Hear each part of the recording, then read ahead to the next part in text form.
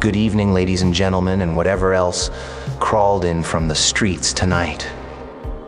You look nervous. Is it the face, the reputation? Or is it just that you're realizing the world you built is made of cardboard and wet glue? They used to call me mad. They used to lock me in rooms with padded walls and doctors who smelled like peppermint and failure. But you see, I found a secret in the dark. I didn't get better. I got focused. I stopped trying to fix the cracks in my mind and started using them to let the light in. I turned my madness into mastery. And tonight, I'm gonna show you the recipe for the soup. To master the madness, you have to stop pretending you're like them. Most people spend their lives wearing a mask that doesn't fit, suffocating just to be up a light. I dropped mine. When you stop trying to be normal, you stop being predictable. And when you're unpredictable, you're the only one in the room who's truly free. Mastery starts the moment you stop asking for permission to be exactly what you are. Think about the energy it takes to maintain that charade, the constant pruning of your own thoughts, the stifling of your darkest impulses, the endless rehearsal of "How are you?" and "I'm fine." It's a performance for an audience that isn't even watching. They call it being a civilized member of society, but I call it a slow suicide of the spirit. They want you to be a mirror, reflecting back their own boring expectations. But I decided to be a prism. I shattered that mirror, and in the jagged edges of the glass, I finally saw something real. The world is obsessed with normal, because normal is easy to manage. It's a filing cabinet.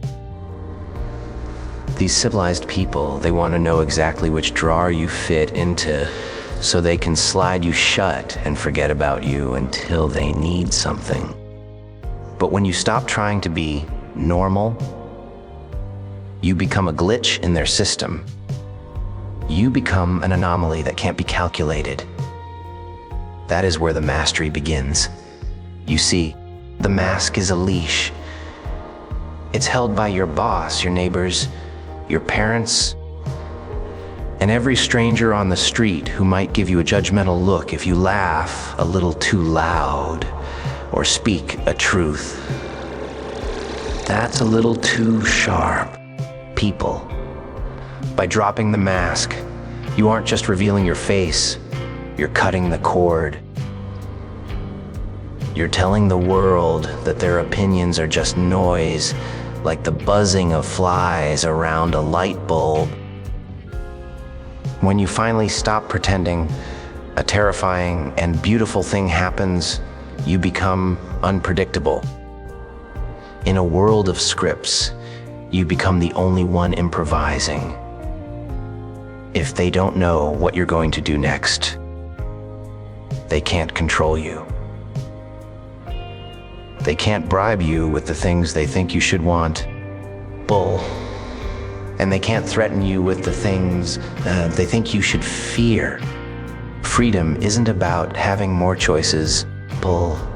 It's about being the person who can make a choice that no one saw coming. It's about the sheer, intoxicating power of standing in a room full of people who are all following the same invisible lines, while you are the only one who realize the lines are just chalk. You can walk right over them. You can smudge them out with your boot. Mastery is not about learning a new skill. It's about unlearning the habit of asking for permission. Most people spend their whole lives waiting for a green light to be themselves. They wait for a degree. People a promotion, or a sign from the universe that it's finally okay to stop hiding. But the light never changes unless you break the signal. You have to realize that the person you are, the messy, chaotic, mad version of you, is the only version that actually has any power. Polite version of you is just a ghost. Why would you let a ghost live your life? When you embrace the parts of yourself that they call crazy, you stop fighting a civil war inside your own head. You stop wasting your genius on the effort of suppression and start pouring it into the effort of creation. You don't need their approval to exist. You are the architect of your own anarchy, people. And the moment you stop seeking their validation is the moment you become their master. People love order. They love their little schedules and their little plans. But plans are fragile. One bad day, one very bad day, and it all falls apart. I learned to dance in the debris. Mastery isn't about preventing the fire. It's about being the only one who knows how to cook over the flames. When the world goes sideways, that's when I'm most at home. That's not insanity, that's adaptability. You see, the average person builds their entire life on the assumption that the floor will always be beneath their feet. They wake up, they drink their coffee, and they follow the dotted lines as if the universe owes them stability. But the universe doesn't owe you a thing. It's a cold, laughing void. And the moment a single gear in your little machine gets stuck, you panic. You scream. You cry about how this wasn't supposed to happen. But for me, I'm already holding the matches. I don't fear the collapse because I never trusted the structure in the first place. When the walls come down, most people see a tragedy. I see a new view of the horizon. This obsession with order is a cage that you've built for yourselves. You think that if you can just organize your life into neat little boxes, you'll be safe. But safety is an illusion, a bedtime story told to children so they'll sleep through the night.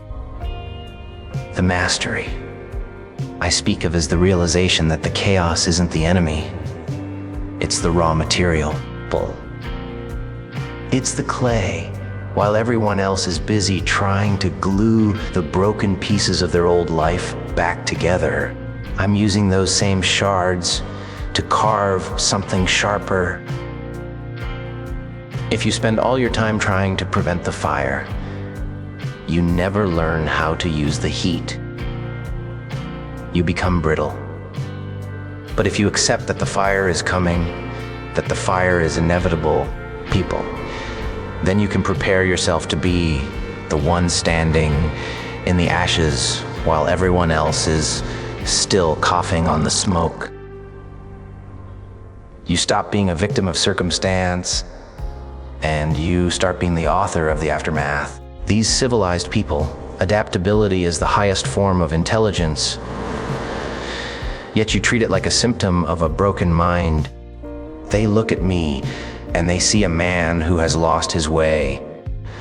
Civilized people, but they don't realize I've simply using their maps. Maps are for places that stay the same. In a world that is constantly burning and rebuilding, a map is just a piece of paper that tells you where things used to be. I don't need a map because I've learned to read the wind. When the world goes sideways, when the markets crash, when the rules change, and when the good people start eating each other, that's when the playing field finally levels. That is when the planners become the prey, and and the adaptable become the kings. I am most at home in the middle of a disaster because a disaster is the only time the world is being honest. People, it's the only time the pretenses are stripped away and we see what people are really made of. To truly master the chaos, you have to fall in love with the fall. You have to realize that the debris of your failed plans is actually the foundation of your future power. Mastery is the ability to look at a wreckage and not see a loss, but an opportunity to build something that doesn't require a foundation. I don't need a schedule to tell me who I am. I don't need a plan to tell me what to do next. I react. I evolve.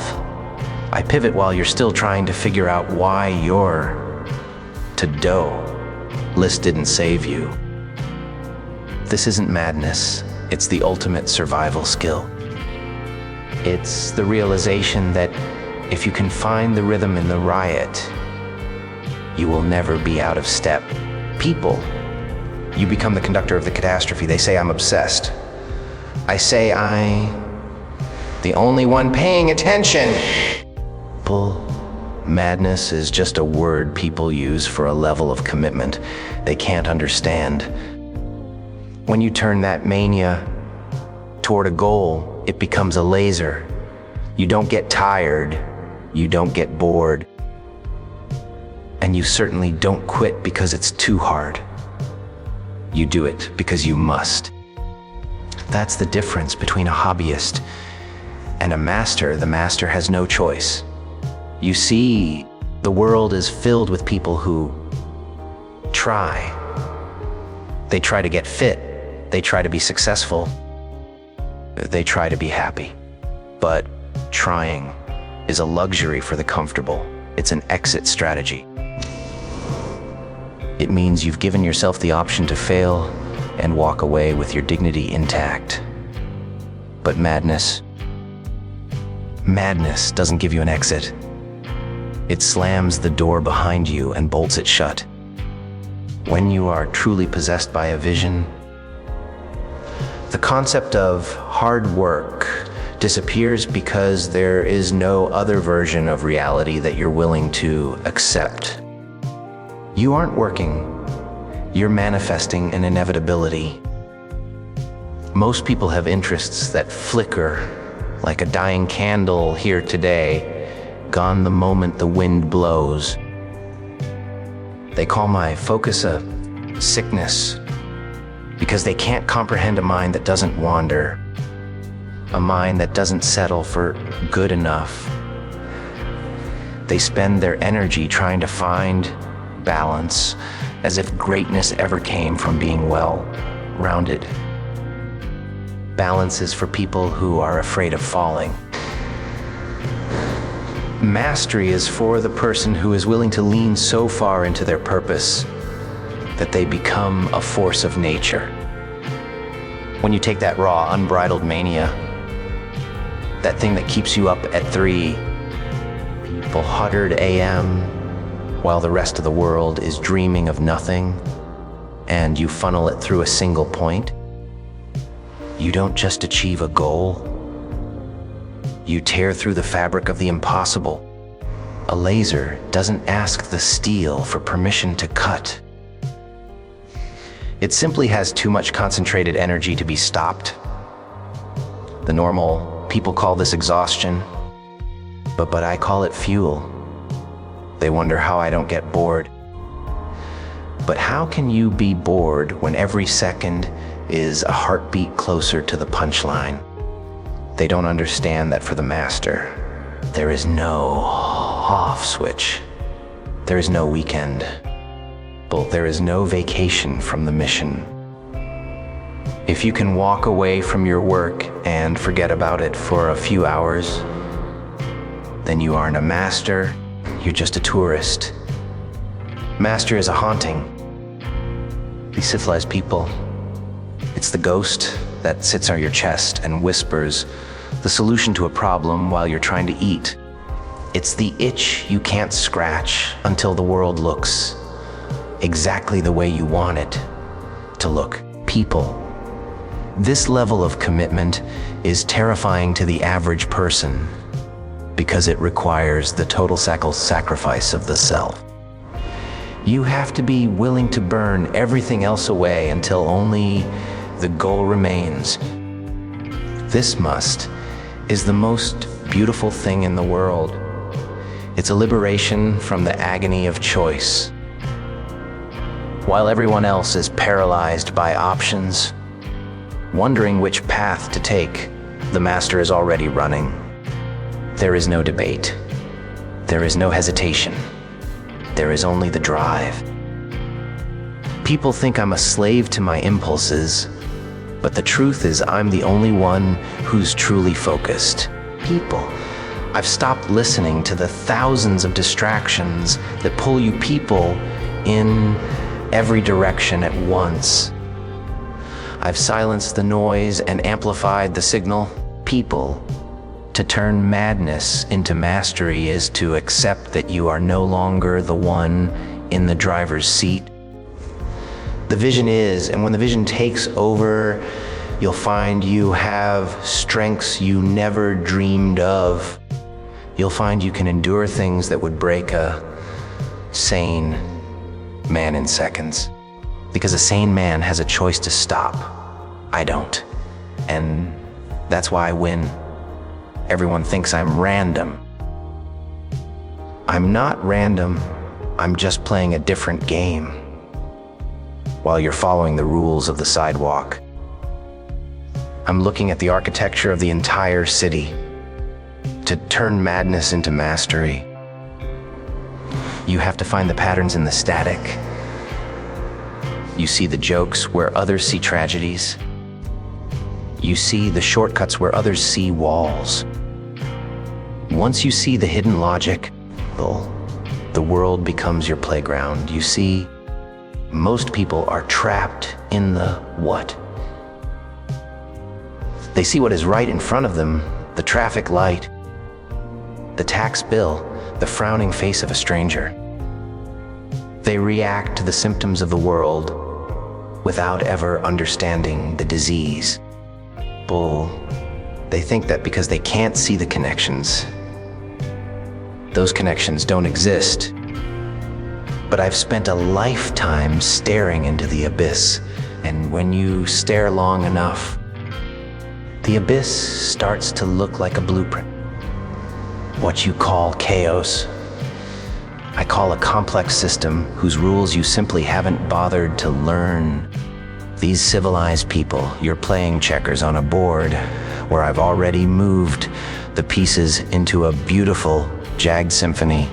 The secret to turning madness into mastery is the realization that logic is just a consensus, and I've opted out of the vote. Your logic tells you that a straight line is the shortest distance between 2 points. My logic tells me that if you bend the paper, the 2 points are touching. To the observer on the sidewalk, my movements look erratic, like a fly hitting a window. But I'm not hitting the window. I'm checking the glass for a crack you can't see because you're too busy looking at your own reflection. I am looking for the pressure points of reality. Every system, no matter how grand or imposing, has a flaw. Every tragedy that makes you weep is actually just a setup for a punchline that hasn't landed yet. When you stop crying and start looking for the irony, the world stops being a prison and starts being a toy box. You begin to see that the very walls that hem you in are actually the levers you can use to move the room. Patterns are everywhere, hiding in the white noise of daily life.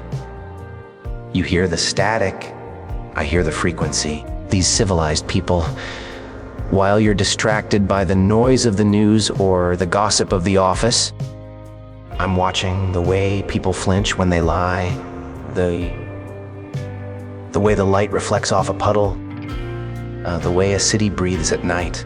People, I'm collecting the data that you discard as garbage. Mastery is the ability to synthesize that garbage into a weapon or a work of art. It's about recognizing that a logical behavior of a crowd is perfectly predictable if you understand their fear. It's about knowing that if you push one brick in just the right spot, the whole cathedral comes down. These civilized people, not because of luck, but because you understood the stress points better than the architect who built it. I don't follow the rules of the sidewalk because the sidewalk was designed to keep you in line. I walk on the rooftops because from there, I can see where all the sidewalks lead, and I can see exactly where they're broken. This hidden logic is the ultimate edge. It allows you to move through a room without being seen, or to stand in the center of a storm and remain dry. It's the ability to find a shortcut through a wall by realizing the wall is actually a door if you turn the handle the wrong way. When you stop accepting the world's definitions of possible, impossible, you start to see that the world is remarkably soft. It yields to those who understand its true geometry. You don't need to be sane to be smart, in fact. Sanity is often the biggest obstacle to vision. It keeps you focused on the sidewalk. But once you embrace the madness, once you find the rhythm in the static, you realize that you aren't lost at all. You're the only one who truly knows where the exits are. And that, my friends, is when the game finally gets fun. The biggest joke of all, fear. You're all so afraid of losing things, your jobs, your status, your minds. But once you've already lost your mind, there's nothing left to fear. And a man with nothing to fear is the most powerful creature on the planet. That's the mastery. I'm not a monster, I'm just ahead of the curve. People, I've realized that the only way to live in this world is without rules. Because once you master your own madness, you're the one who gets to write them. Look at you, that clutching your little treasures as if they were life rafts in an ocean of gasoline. You spend your days trembling at the thought of a bad performance review, a scandalous rumor, or a dip in your bank account. You're controlled by strings you didn't even tie yourself. But me, I cut those strings a long time ago. I let go of the cliff and found out I could fly, or at least that I really enjoyed the fall.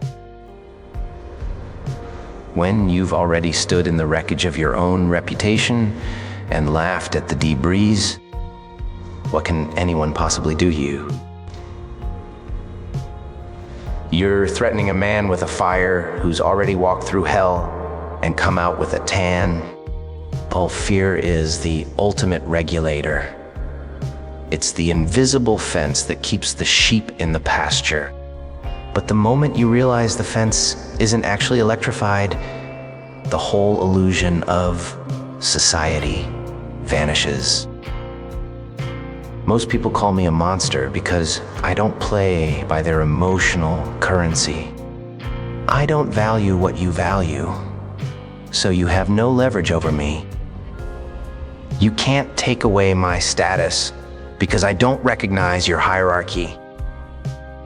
You can't take away my mind because I've already dismantled it and put it back together in a way that suits me. This is the peak of mastery, the total absence of vulnerability. While you are busy defending your little castles, I am wandering the wilderness, realizing that the castle was just a decorated prison. A man who has lost everything, including his sanity, is a man who can finally see the world for what it truly is, a blank canvas. This isn't about being cruel, it's about being liberated. People think rules are there to protect them, but rules are just the bars on your cage.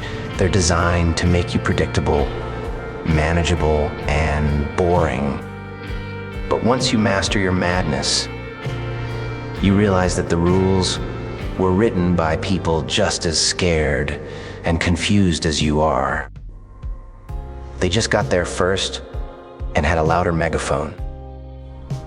When you stop fearing the consequences of breaking those rules, you become the one who sets the tone of the room.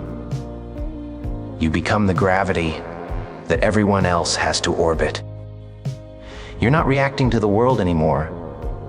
The world is reacting to you. That's not a lack of control. It's the highest form of it. It's the confidence to look at a no entry sign and see a suggestion. It's the ability to walk into the storm and tell the wind which way to blow. You call it madness because you can't imagine a life without the safety net of fear. You think that if you stop being afraid, you'll become a beast. But the irony is that your fear is what makes you small, petty, and cruel. I'm the one who's truly awake, people. I've reached the final punchline and realized that there is no cosmic scorekeeper, no ultimate authority, and no permanent record. There is only the moment and what you are bold enough to take from it. Once you've embraced your inner chaos and turned it into a tool, you don't just survive the world, you dictate it. You write the script, you tell the jokes, and if the audience doesn't laugh, well, that's just another opportunity for a new routine. You aren't a monster for living without fear. People, you're just the only one who realized that the cage door was never actually locked. You just had to be mad enough to push it open. So, why so serious? The show is just getting started.